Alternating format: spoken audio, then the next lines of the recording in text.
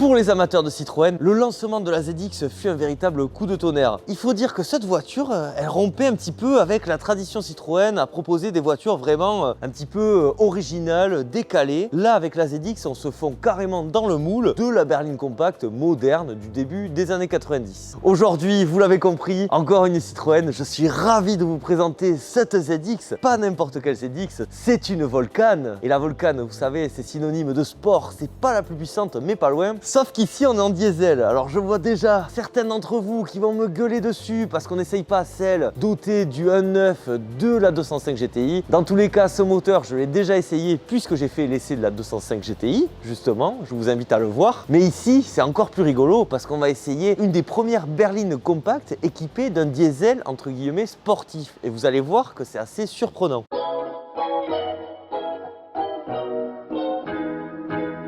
On va voir ensemble cette merveilleuse ZX. Comme je l'ai dit en introduction, cette voiture a un design vraiment assez classique. Notez ses phares avant typiques des voitures des années 90. Nous avons ici droit à une version restylée. On a une calandre bien plus agressive. Notez-moi quand même des petits projecteurs en bas qui sont assez sympathiques. Si on se penche rapidement sur le design, comme je vous ai dit tout à l'heure, c'est vrai que par rapport au Citroën de la même époque, ça détonne un petit peu. Parce qu'il y avait la XM, la BX qui étaient vraiment des voitures osées, voilà, on aimait ou on détestait, mais au moins c'était assez clivant. Et celle-ci, dessinée par Bertone comme la BX et la XM, elle se veut vraiment très neutre. C'était pour Citroën un objectif de vendre à tout prix de la berline compacte sur un marché d'ailleurs qui était vraiment très concurrentiel. Là, il fallait pas se louper. C'est pour ça qu'ils nous ont proposé ce véhicule avec un design somme toute vraiment, on va pas dire banal, mais pas loin. Et finalement, ça aurait été une réussite pour Citroën parce que cette ZX est une des Citroën les plus vendues de l'histoire. Elle a largement dépassé les 2 millions d'exemplaires vendus. Donc finalement, ils ont peut-être eu juste en faisant ça. Si on se penche sur ce profil, je tiens à préciser que cette ZX va un petit peu initier les Citroën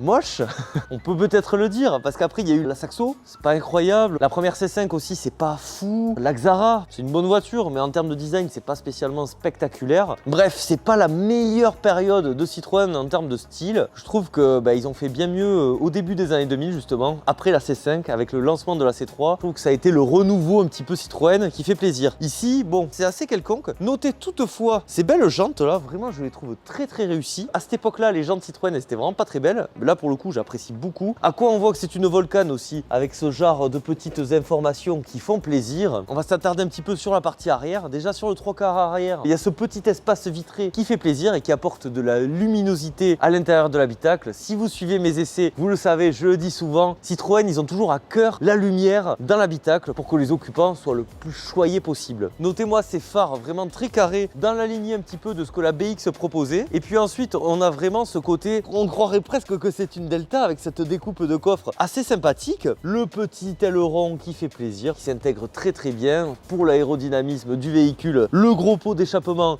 et de sortie. Je peux vous dire que ça envoie sur le bitume, mais sévère. Ah oui, et la couleur, c'est rouge furio. La ZX est vraiment une Citroën un petit peu différente des autres. Déjà, elle se passe des suspensions hydropneumatiques, chères à la marque, surtout à cette époque. Mais en contrepartie, elle hérite d'un inédit train arrière autodirectionnel. En gros, pour schématiser, elle reprend le système actuel Fort Control de chez Renault. Mais cette ZX, ce qui est étonnant d'ailleurs pour une Citroën, on a souvent l'image de la voiture pépère, tout ça, alors que la ZX, elle a vraiment un châssis juste génialissime, donc initié avec cette voiture, qui sera ensuite repris, je sais pas, sur la 306 par exemple. Et en fait, cette ZX, elle a un comportement juste hyper sain, hyper joueur, notamment grâce à ce train arrière, ce fameux. Et au fur et à mesure de sa carrière, elle va se voir dotée de moteurs assez sympas, donc déjà le 1.9 essence de la 205 GTI, puis ensuite en 150 chevaux, mais surtout en 167 chevaux, à peine 558 exemplaires dans le monde. Ça, c'est une véritable dinguerie cette voiture. Elle est considérée par beaucoup comme la meilleure sportive de sa génération, même devant la 306 GTI de même puissance. Et pourquoi donc? Parce que la ZX, elle était plus légère. Donc sous ces airs de voiture hyper banale, en fait, c'est une voiture réellement aboutie techniquement. La bête, le 1,9 litre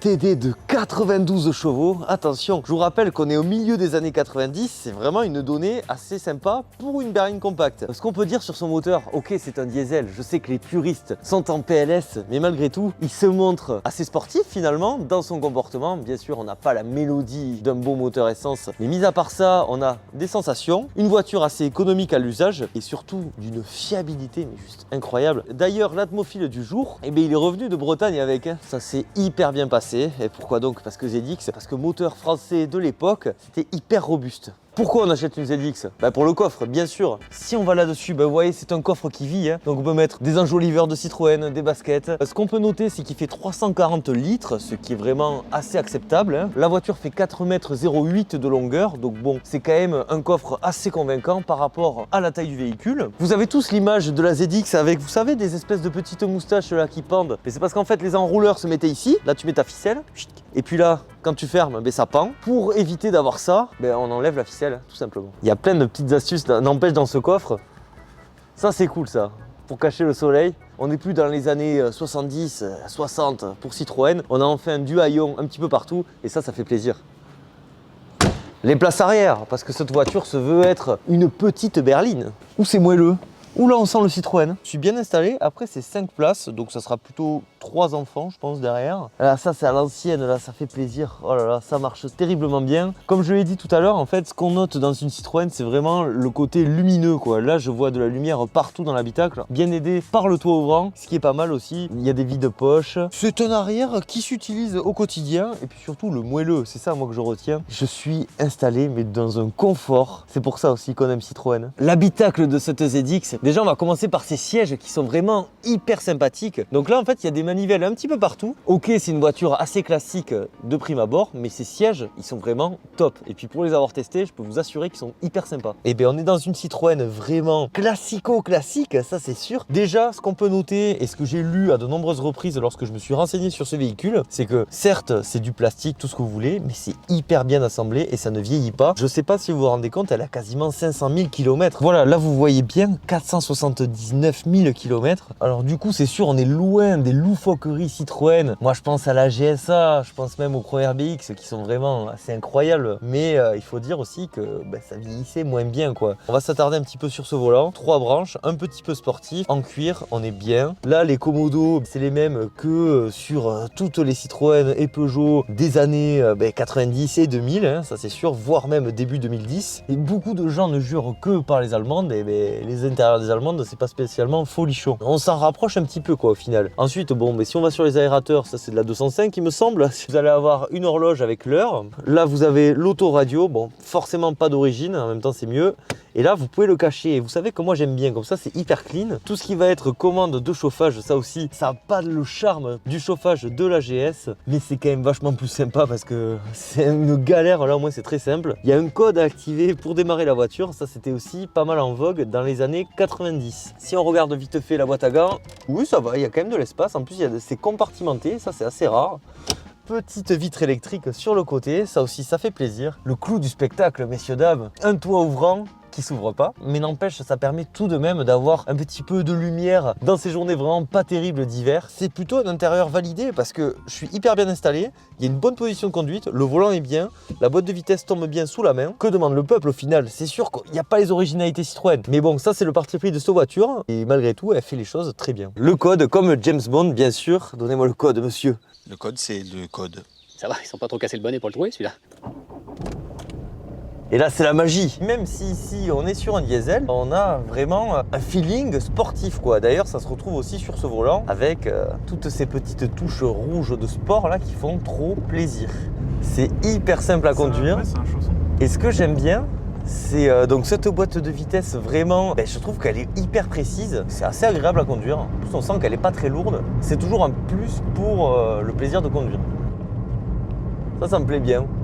Bon, c'est pas que Citroën qui faisait ça, mais c'est quand même assez atypique. Je vois souvent des gens qui disent que les voitures françaises, elles sont pas spécialement fiables. Celle-ci a 479 000 km exactement. Donc on ne critique pas la fiabilité. On va voir un petit peu ce que ça donne si on accélère, si on hausse le rythme. Bon, après je suis en 5e aussi, hein, mais bon, c'est histoire de... Ça s'apprécie sur les routes. Et franchement, non, ça pousse pas trop mal. Et il faut savoir que la voiture est vraiment pas lourde aussi. Et on va tester le frein. Ça va, ça freine. Voyons. Ah oui. Putain, mais ça drift presque. La ZX, on l'achète pas pour son design, mais sinon tout le reste, c'est vraiment pas mal.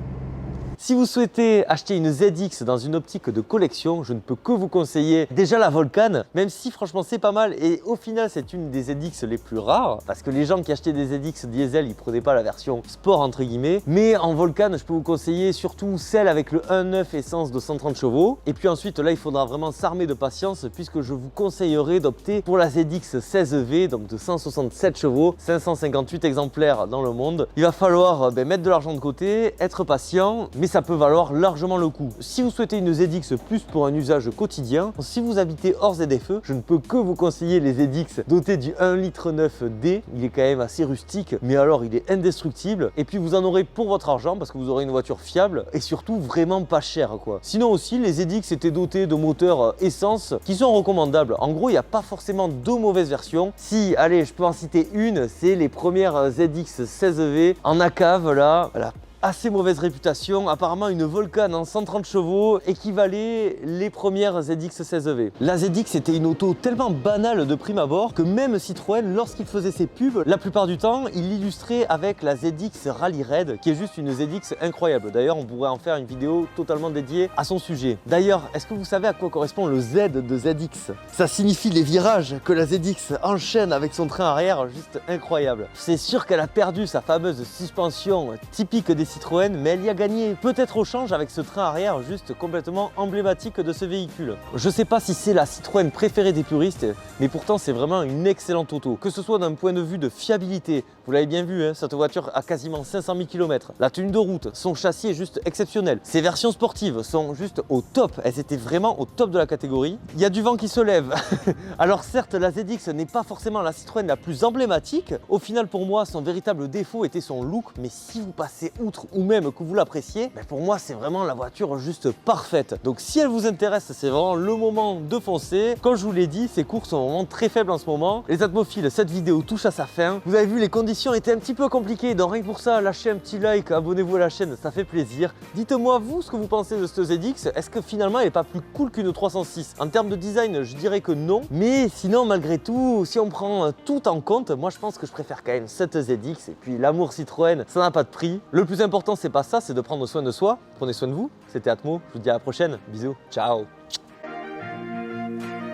S'emballer. Ah. Oh ben là, c'est... Ah, c'est l'autre côté.